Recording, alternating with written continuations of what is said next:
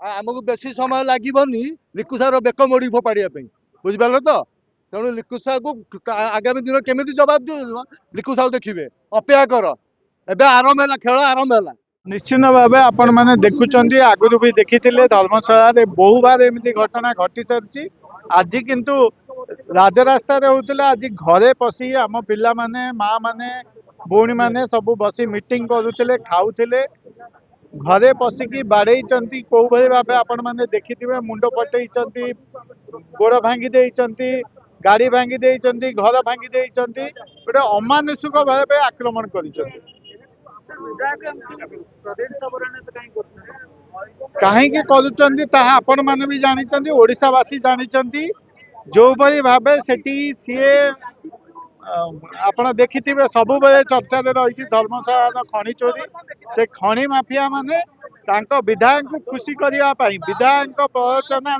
जे से चाहूँ धर्मशाला आउ किए एकाठी न बसतु कई एकत्रित न हूँ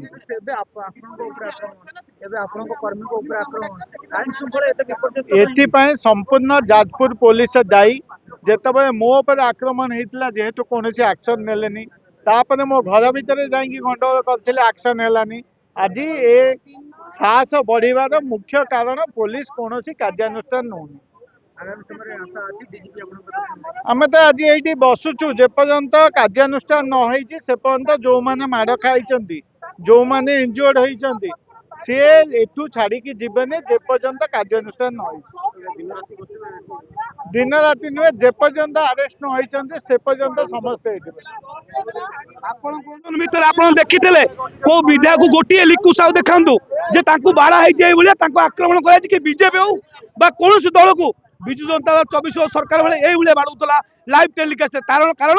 ये बुझा पड़ू जो ओडिया अस्मिता कहीकि आसी जे माँ मान इज्जत दिन दीपर नेले सहित ये गोटे स्वाधीन प्रार्थी लिखु साहू ये गुंडा साइज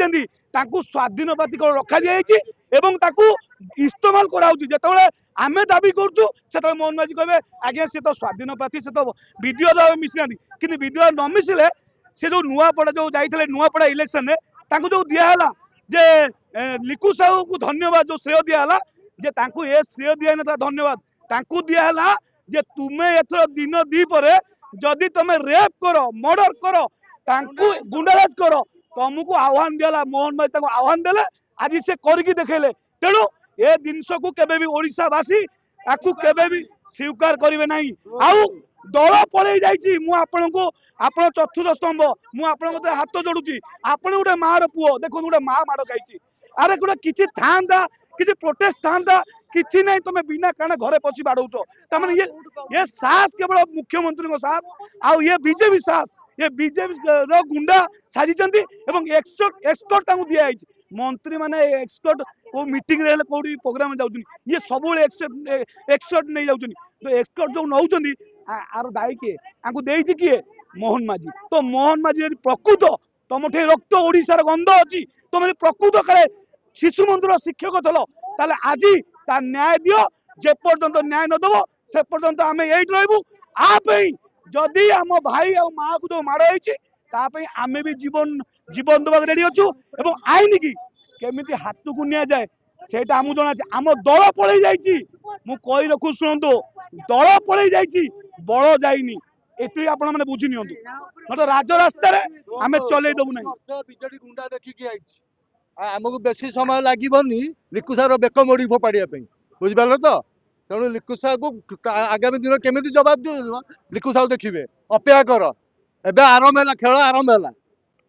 आम गुंडा देखिकी आईचु बहुत गुंडा देखिकी आईचु निश्चय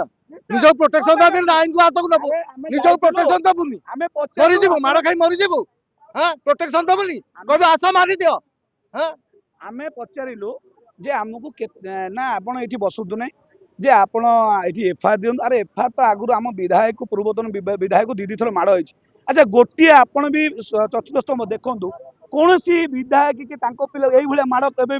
ना के नहीं किंतु एफआईआर देले भी ओल्टी आम पिला बंधा हो माड़ खाଇବା लोक तेणु आम जो आसी कहलु केतବେଳେ बांधी आम समय दियो समय दे पारे ना कहले आम सेमती किसी कहीपर कि आम कार्यानुष्ठान नौ आप एफआईआर लिखिक दिंतु किंतु आम निष्पत्ति नेलु যে পর্যন্ত କାର୍ଯ୍ୟାନୁଷ୍ଠାନ ନ ନିଆଯାଇଛି, ଯେ ପର୍ଯ୍ୟନ୍ତ ଏ ଆଇନଭୁକ୍ତକୁ ଏ ଲିକୁ ସାହୁକୁ ଯେ ପଛ ପଦର ଭିଲିଆନ ସାଜିକି ସାଜିଛନ୍ତି ସଜେଇଛନ୍ତି, ଯେ ପର୍ଯ୍ୟନ୍ତ ଆଇନଭୁକ୍ତକୁ ତାଙ୍କୁ ନ ନିଆଯାଇଛି ସେ ପର୍ଯ୍ୟନ୍ତ ଏବଂ ଯେଉଁମାନେ କାଣ୍ଡ କାରଖାନା କରିଛନ୍ତି ତାଙ୍କୁ ଆରେଷ୍ଟ ନ କରାଯାଇଛି ସେ ପର୍ଯ୍ୟନ୍ତ ଆମେ ଅନିର୍ଦ୍ଦିଷ୍ଟ କାଳ ପାଇଁ ଆଜ୍ଞା ଆଜ୍ଞା ଅଧିକାର ଥିଲେ ଡିଜିଙ୍କର ଜଣେ ଏଡିଜି ଥିଲେ। ତେଣୁ ସିଏ ଆମକୁ ସମୟ ଦେଇପାରିଲେନି, କେତେ ସମୟ ଭିତରେ ଆମେ ମାଗିଲୁ କେତେ ସମୟ ଭିତରେ ଆପଣ ଆରେଷ୍ଟ କରିବେ, ତ କହିଲେ ଆପଣ ଆମକୁ ଏଫଆଇଆର ଦିଅନ୍ତୁ ତାପରେ ଆମେ କାର୍ଯ୍ୟାନୁଷ୍ଠାନ ନେବୁ। ଆରେ କେତେ ସମୟ ସମୟ କହିବାନି, କାରଣ ଏମାନେ ବି ଚାପ ଭିତରେ ଅଛନ୍ତି, କାରଣ ଆଙ୍କ ଉପରେ ଆଉ ଗୋଟେ କିଏ ଅଛି। ତେଣୁ ଇଏ ଯଦି ଏ କଥାକୁ ଗୁରୁତ୍ୱ ନ ନିଅନ୍ତି, ମୁଁ ଆଜି ଆପଣଙ୍କ ସାମ୍ନାରେ କହୁଛି, ତାହେଲେ ଆଇନକୁ କେମିତି ନିଆଯାଏ ଏବଂ ଆଇନକୁ କେମିତି ହାତକୁ ନେଇକି ଆମ କର୍ମୀ କି ଆମ ଭାଇ କି ଆମ ମାକୁ ସୁରକ୍ଷା ଦେବାକୁ ବେଶ ଜଣା ଅଛି ଆମକୁ। ଦେଖନ୍ତୁ ଧର୍ମଶାଳାରେ ପ୍ରତିଦିନ ପ୍ରତି ମାସରେ ଅଭାବନୀୟ ଘଟଣା ଘଟି ଯାଉଛି। ଆଜି ମଧ୍ୟ ଏକ ଦୁର୍ଭାଗ୍ୟଜନକ ଘଟଣା ଘଟିଛି, ଯୋଉଥିପାଇଁ ଆଜି ଧର୍ମଶାଳାବାସୀ ସମସ୍ତେ ଆସି ଭୁବନେଶ୍ୱରରେ ପହଞ୍ଚି ଡିଜି ଅଫିସରେ କିଭଳି ଭାବରେ ଡିଜିଙ୍କ ପାଖରେ ତାଙ୍କର ଯୋଉ ଆଘାତ ହେଇଛନ୍ତି ସେ ଆଘାତକୁ ଜଣାଇବା ପାଇଁ ଆସିଛନ୍ତି ଏବଂ ଦାବି ରହୁଛି କିଭଳି ଭାବରେ ଯୋଉମାନେ ଏସବୁ ଅଭାବନୀୟ ଘଟଣା ଘଟିଛନ୍ତି ତାଙ୍କୁ ତୁରନ୍ତ ଗିରଫ କରାଯାଉ, ଏହା ହିଁ ଆମର ଦାବି।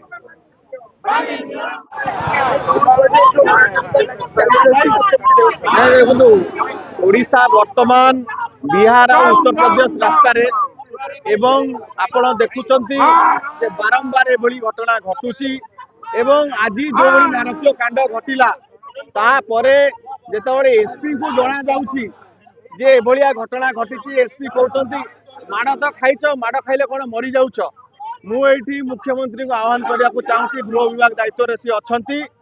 ସିଏ ଘୋଷଣା କରିଦିଅନ୍ତୁ ଓଡ଼ିଶାରେ ଆଉ ଆଇନ ଶୃଙ୍ଖଳା ପରିସ୍ଥିତି ନାହିଁ, ଆଇନକୁ କିପରି ଭାବରେ ହାତକୁ ନିଆଯାଏ ଆମେ ମଧ୍ୟ ଦେଖେଇ ଦେଇ ପାରିବା। କିନ୍ତୁ ଆମର ନେତାଙ୍କର ସଂସ୍କାର ସେୟା ନୁହଁ। ଆମେ ଡିଜିଙ୍କୁ ଆସିକିନା ଏଠି ଦାବି କରିଛୁ ଯେ ତୁରନ୍ତ ଦୋଷୀକୁ ଗିରଫ କରାଯାଉ। ଯେତେ ପର୍ଯ୍ୟନ୍ତ ଦୋଷୀ ଗିରଫ କରାଯାଇ ନାହିଁ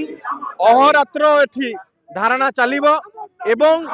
ଏ ଆନ୍ଦୋଳନ କେବଳ ଓଡ଼ିଶା ଭୁବନେଶ୍ୱର ସୀମିତ ନୁହେଁ, ଏ ଓଡ଼ିଶାରେ ସମଗ୍ର ଓଡ଼ିଶାରେ ବ୍ୟାପିବ। ପ୍ରତ୍ୟେକ ପଞ୍ଚାୟତରେ ଲଢ଼େଇ ହେବ ଏବଂ ଆଗାମୀ ଦିନରେ ଭାରତୀୟ ଜନତା ପାର୍ଟିର ବିଧାୟକ ମନ୍ତ୍ରୀ ମାନଙ୍କୁ କିପରି ଭାବରେ ଜବାବ ଦିଆଯିବ ତାହା ଆମେ ଶିଖେଇଦେବା।